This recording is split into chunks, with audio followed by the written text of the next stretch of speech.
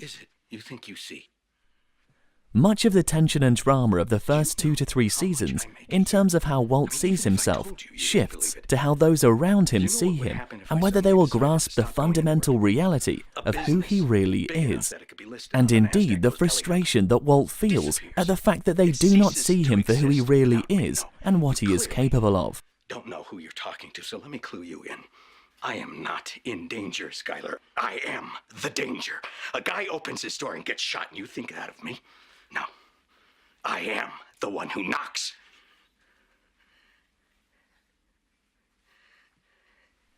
This plays out most notably with his wife Skylar and DEA brother-in-law Hank. It's telling that at the start of season 4, Skylar finds the eye that Walt has kept all this time, now hidden away in drawer. Cue the observer effect, and as a consequence, a lot of the story arc moves towards Skylar having to make a choice as to how she sees herself and her position under this new reality of Heisenberg. For her, the uncertainty principle comes into play, for the more she learns about Walt's criminal activity, the less she will know about the husband she married, and the fuzzier the world they once knew will become. Whilst it's a slow and reluctant realization for Skylar as to Walt's true identity, for Hank it's sudden and dramatic, revealed in one of the most memorable scenes of Breaking Bad. Again, the scene is set with the shot of a mirror. Hank's world is about to be radically inverted.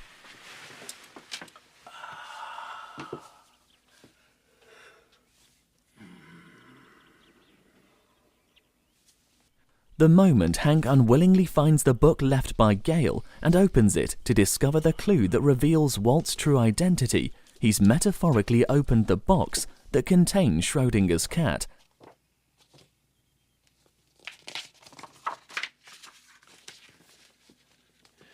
The superposition that he had in his mind about the identity of Heisenberg collapses down into the shocking reality that it was his brother-in-law all along. WW. My star, my perfect silence. WW. I mean, who you figure that is, yeah? Woodrow Wilson? Willy Wonka? Walter White? You got me.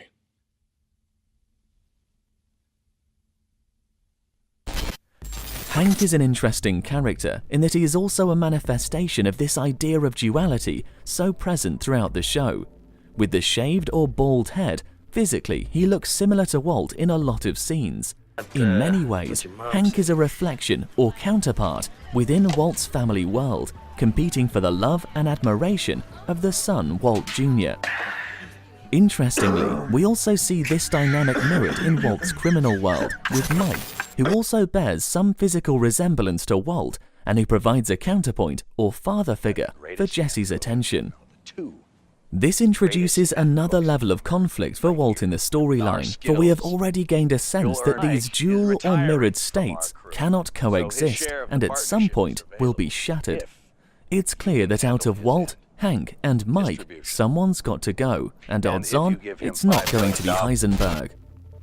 It's interesting that around this time we see another character introduced in the form of the eager-to-please Todd. Todd not only acts as a counterpoint to Jesse with the father-son dynamic with Walt, but with his connection to his white supremacist Uncle Jack, together act as mirrored manifestation of Walt and Jesse's relationship, albeit a distorted one.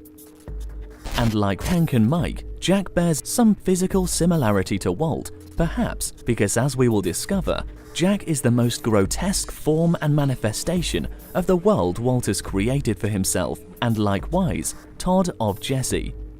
A world that has arisen as a result of downward spiral through the circles of hell, from street hoods and low-level criminals to businessmen, villains and drug cartels.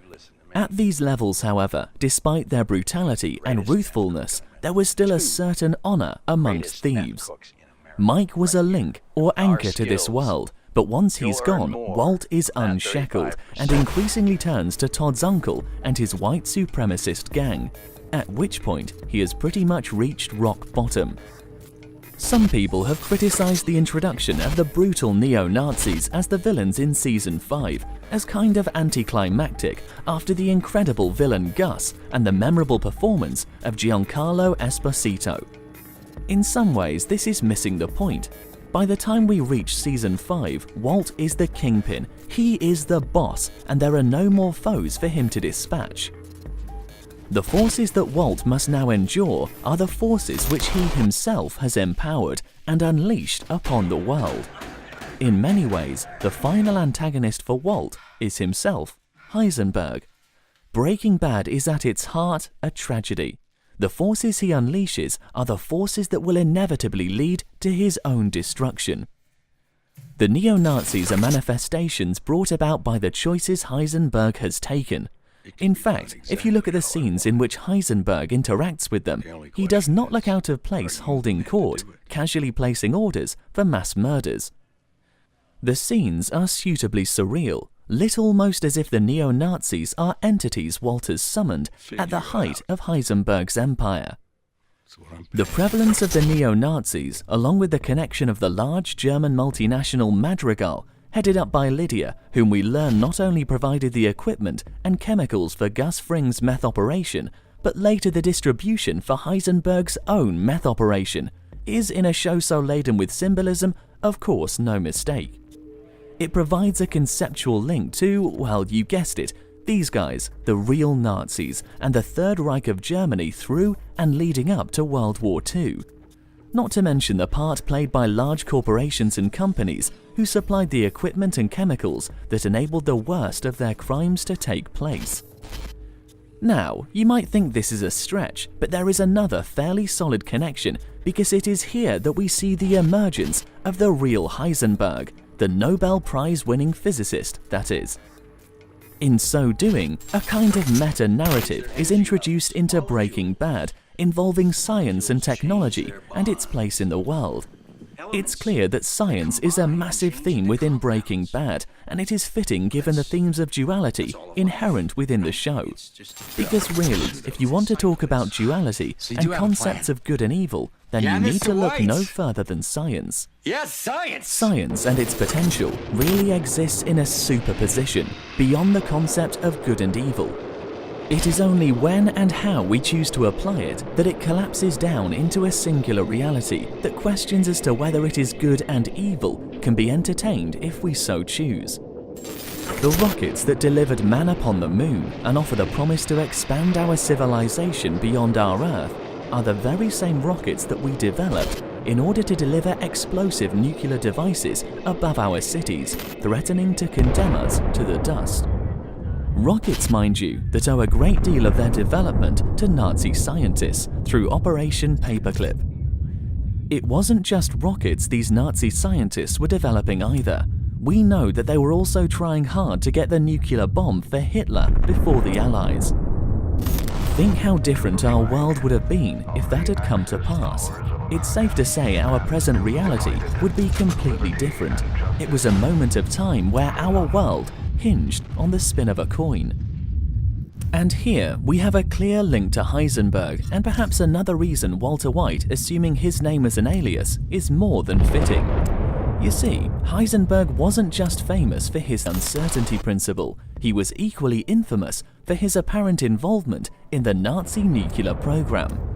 A staunch German patriot, he chose to remain in Germany when many of his nuclear physicist colleagues escaped. Ultimately, he came to head up Hitler's drive for atomic weapons, colloquially referred to as the Uranium Club. But here, things get a little fuzzy. You see, despite Heisenberg's genius, his attempt at developing an atomic bomb for Hitler was a complete failure. It turns out his figures wildly overestimated the quantities of uranium needed to produce a bomb, and so as a result, the Nazis never obtained the atomic weapon and their nuclear program grinded to a halt. But here's the uncertainty. Heisenberg always maintained that his errors were part of a deliberate ploy to lead the Nazis astray and delay progress in order to prevent them getting the bomb before the Allies. And so, we are left with two possible Heisenbergs and a choice as to how we observe him historically. a willing participant in Hitler's drive for atomic weapons, or a reluctant conscript trying to prevent the bomb falling into the wrong hands. You can see why he was a good analogue for the creators of Breaking Bad with regards to Walter White, a scientific genius swept up in circumstances beyond his control, whose talents become co-opted by dark forces, or a willing participant all along. Victim or villain? Is Schrödinger's cat dead or alive? Interestingly, with regards to Werner Heisenberg, after the Germans had been defeated in the war, the British Secret Service tried to answer this question by peeking inside the box and secretly bugged the house that he had been relocated to after the German surrender. Recordings during this period, particularly around the time Heisenberg first learned of the news that America had been successful in detonating an atomic bomb, indicate that he was surprised and in fact may have been ignorant of the math required to produce the bomb. So in the end, the Nazi quest for nuclear weapons and Nazi world domination may not have been hampered by Heisenberg's sabotage, but his ineptitude. We will never truly know.